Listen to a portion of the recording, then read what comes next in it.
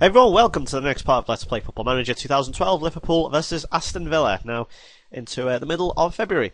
And as you can hear, in case you were watching last episode, my cold has cleared up. I didn't bother doing any more matches after that. I've still got a slight nasally voice, but nevertheless I don't think it's too bad at all. So we're just going to carry on like none happened.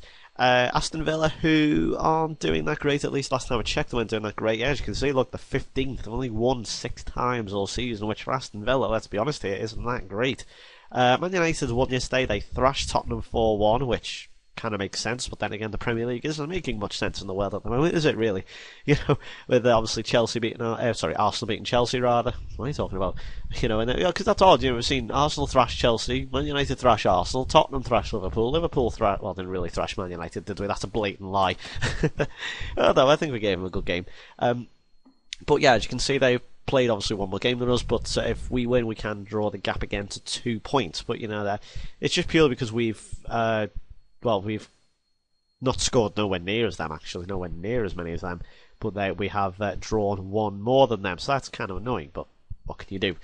Team, we have Martin Kelly instead of Glenn Johnson at right back, Carragher's still injured, Henderson, Adam and Gerrard, so I had to put Gerrard back in the middle since Di Maria's there. I can't remember, it's been a while again, I say, since I've done a commentary, since I've had a shit ton of work to do, but that's clearing up. I've had it all comes at one big stage, the work. It's like, here's like a shitload of work, then you have a 2-week break, more work, you know. And so we've got Di Maria there, and Suarez and Carroll. They have the big lad Heskey, of course. I don't know why I keep calling him the big lad, but yeah, well, just call him the powerhouse, shall we? Let's call him the powerhouse. In case you haven't seen that video, honest to God, type in powerhouse Heskey on YouTube. It's absolutely brilliant. That's all I'm going to say. But yeah, they've got this sort of park the bus attitude, and who can blame them really, because they've been in some apparently dire form. Although saying that, their morale's pretty decent. So, not gonna, you know, I'll say show me what you can do. Say that. Not gonna hold any grudges against them here, unless, you know, I'm gonna wait and see until we get that first goal that we can, I feel would feel comfortable against this team, because they're dangerous. They've got Heskey. You know, any team with Heskey. Ooh, what's going on here? Aga. Oh, surely he's not going to say. You can't send them off after 30 seconds, surely. He said it was a poor challenge, and he's walking up. He just sent Daniel Aga off inside the first minute. That's got to be a record. Usually, when you know the game comes up with a description saying, "Oh, it was 2-footed," or you know, oh god, well, that's annoying. I've never had to cope with this before, so we're going to have to stick Adam. I might just have to take Adam off for Lucas then. That's kind of just thrown my, say defend. That's kind of thrown my plans right into the water, and immediately, after the first minute, I'm going to have to take Charlie Adam off. I probably should have picked Lucas actually over Adam, but to be honest, when you're at home against a Villa team who aren't doing that great, or just actually, no, not a Villa team, just a team that isn't doing that great, then, you know, you just have to... yeah, have to put your faith in Charlie Adam rather than a sort of defensive midfielder like Lucas. But Villa are actually giving us, well, they're keeping possession here, so it's, you know, I thought they wouldn't do. I thought this would be a cakewalk personally, but never any easy games in the Premier League, is there? As we have seen in real life, some crazy games going on. It's the first commentary I've done since the Chelsea Arsenal game, which was just completely nuts. Actually, it's the first time I've actually.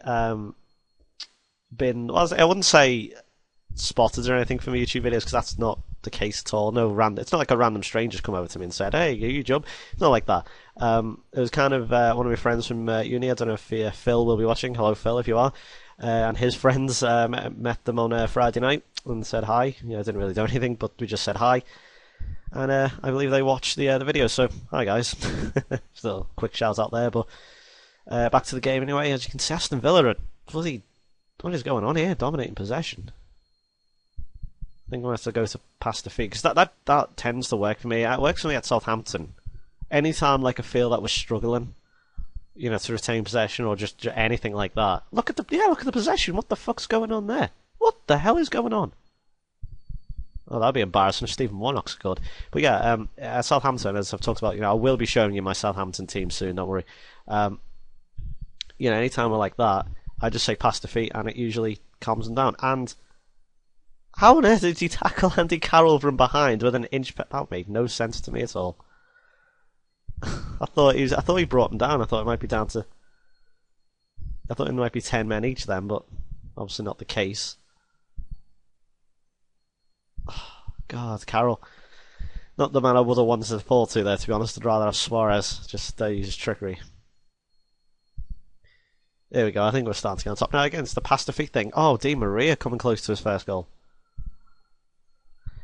I thought, but yeah, I think the pass to feet thing seems to have worked, at least, the keeping possession now, because I think what happens is when they go down to 10 men, they probably start get panicky, like they'll.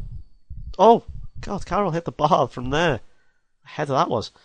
Yeah, like they'll start probably getting like panicky or something, they'll start booting it around, like just to no one, they'll just, anytime the opposition gets the ball, they'll probably sort of panic and just think, oh shit, just get it away, or just boot it away. And I think that sort of affects the mentality. Well, if you tell them to pass it to feet, that'll probably, I don't think it'll calm them down or anything. Don't think the game's that in depth, but I think it certainly helps them in some way.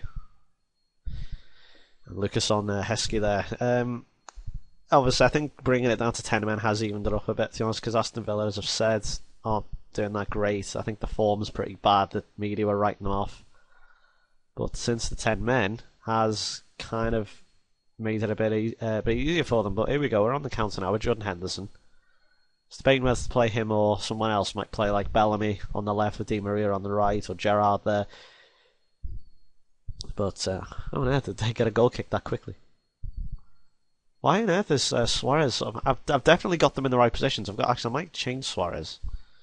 A few people have been suggesting Trequest, whatever the feckin' word is. I can never pronounce it.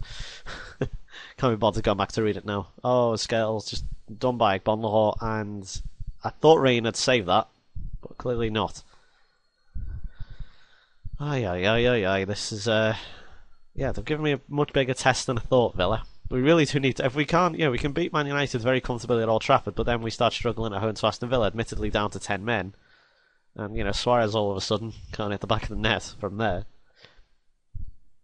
I think, again, going from what Suarez, the goal he scored against Stoke, and obviously the goals no, he didn't score, actually. That's a lie. He did not score against West Brom at the weekend.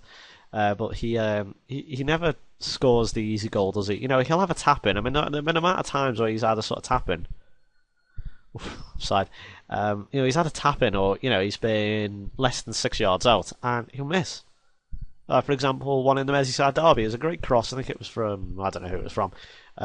Came in at the other end, not the Gladys Street end. I've forgotten the other end.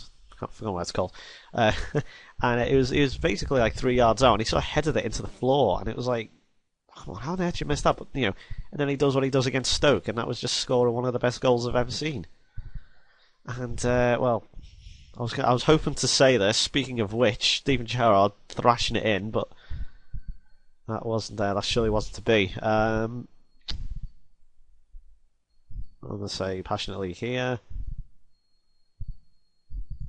Gonna say keep going. Let's see, Henderson playing nervously. Yeah. I think I might put Downing on, but I'm not too sure. I might just say calmly. I'm looking to you for make the difference. Suarez being happy. You have to be very selective in what you say there, because I was going to say your finishing has been poor, but I was thinking maybe that's not the best thing to say when you're down to 10 men. I mean, it'll give them a bit of a boost. There you go. Look, Suarez. Well, fair enough for Carroll there having a shot, but it's a lot closer than what it has been. Suarez just getting in there, dogged attitude, just getting in there and getting the ball off them, putting them under pressure. And how on earth does Gary Bonlaw winning these headers? He's tiny. Well, he's not tiny. He's not like Sean Wright Phillips tiny, but he's kind of small compared to most of the Aston Villa team. Yeah, I think we need to move up to, I want to say attacking. We'll score now. Watch. Oh, see Suarez. Look at Suarez there. Prime example. Never scores the easy goal. He's able to do stuff like that. But then he misses from 3 yards out, and Lucas pushes Heskey. How on earth do you push Heskey over? It's impossible. He's a wall. You can't push a wall over. Well, you can. You can put the bell. Well, at least accept the Berlin Wall, but that doesn't count. I think another sub might be in due here. I think Henderson, because he hasn't actually been that great. So actually, we'll keep Downing as a winger on the right. Yeah, we'll do that. Try to see what that does. Oop, and Rayner makes a save. Missed out that one there. But actually, this is just going off topic for a second, but this is just something I found over the weekend. I've got Battlefield 3 out from Love Film the other day. If you follow me on Twitter, you may have seen I've been venting my anger about this. I got Battlefield 3 out, and for those who aren't aware, to go online Battlefield to play the multiplayer, you have to get you will get in the box when you buy a online pass from EA, and all EA games are like this nowadays, where they'll have a code on the box or on the little booklet they give you, and you've got to enter that at the start. And if you don't have it, so if you rent it, for example, you're not going to have one, so you can't play online. And there's no like free trial or anything, so they basically have just given people who rent games the middle finger. So if you're going to rent Battlefield 3, please bear in mind you're not going to be able to play online. It's a massive kick in the teeth to me. To be honest, I never really liked Battlefield, but I had kind of high hopes for this one. But anyway, that's just a little warning for those who are thinking about renting Battlefield. I mean, I've played the campaign so far. The campaign's fairly decent, if not unoriginal. But it felt decent. Anyway, let's go back to the game. This is crunch time now. Oof. Rayner making a save. Did he make the save? I think he did, yeah. Stephen Warnock with the tab left. Okay, we are going to have to go attacking now. Let's pull Gerrard up there. At least we haven't conceded, I suppose. I think even Lucas is going to have to go attacking now. Screw it. Let's send to midfield. I'm going to say Lucas attack. In fact, I'm going to take him off. I know he's been substituted, but I don't care. Oh, actually, that's too bold. Actually, no, that's just silly. If we had 10 men, I'd do that, but that's silly. You could have bring on Bellamy. Carroll looks a bit tired. I might bring... Yeah, I'll take Carroll off. He can be a sort of poacher Bellamy. Do that. It's worth the risk, I think. If it's 2 minutes at a time, if it's going to do anything, I don't think it will. No. Well, we have a free kick. I don't think it's going to show it, though. I don't think it will. Nope. Well, that's poor again. I get kind of shooting us in the foot there. Should really be winning that match, but I'm going to have a go at that at Aga. Where is he? Can't say anything. That's kind of annoying. Let's say defenders. I was impressed with your soul. Look to switch off. Why would you switch off? That makes no sense. So we retain a 4-point deficit behind Man United. So, well, there's still a long way to go yet. You know, it's not like, oh, look at that. Sky would be incredibly disappointed. No goals at all to show. I'm going to issue him a warning because you can't do that. In the first minute as well, I was close to giving him a fine, but at least we're unbeaten. 10-game unbeaten run. But that's... So I realise obviously no goals, but let's have a look at the fixtures. So we had that QPR nil like a few games ago. So we haven't. I mean, not Wigan. Sorry, Doncaster. But I don't get that. The Man United goal. I don't know what happened there. I love Haggett. He's like the hero last game. Yep. The villain against Aston Villa. So we move on then to the next game against Charlton, which is at the weekend. That's in the FA Cup 5th round. I really do want to win this one. And So thanks for watching, guys. Sorry about the results, but what can you do? Thanks for watching. I'll see you for the next one. Goodbye.